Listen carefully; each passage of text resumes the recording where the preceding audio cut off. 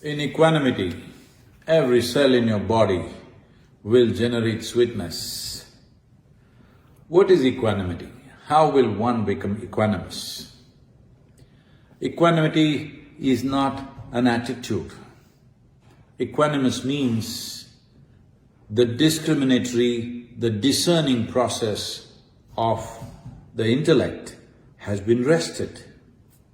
This is only possible in a condition that we refer to as yoga. The word yoga means you have obliterated the boundaries of your individuality. As long as you're identified with your individual framework, your individual psychological framework, physiological setup, equanimity is not possible because it's always, as long as what is me is strongly here, there is me versus you. Well, right now we may be wonderful with each other, but there is me versus you. This manifests on the level of individuals, in the level of societies, race, religion, nationality, in many ways. But fundamentally, it is because we have a boundary that there is bound to be a conflict. Whether the conflict finds expression as violence or as diplomacy or as social interaction, but there is a certain amount of friction because there is boundary. So an identification with limited boundary and equanimity cannot happen.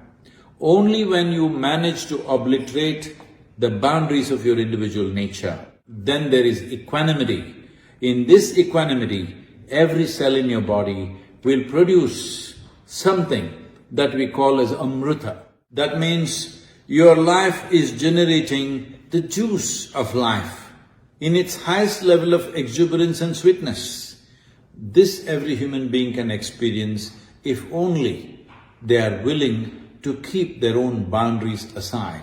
The moment you keep your boundaries aside or you obliterate them or you're above them, then we say you're in a state of samadhi, which literally means sama means equanimous, di means the buddhi. That means you have rested the discriminatory dimension of your intellect.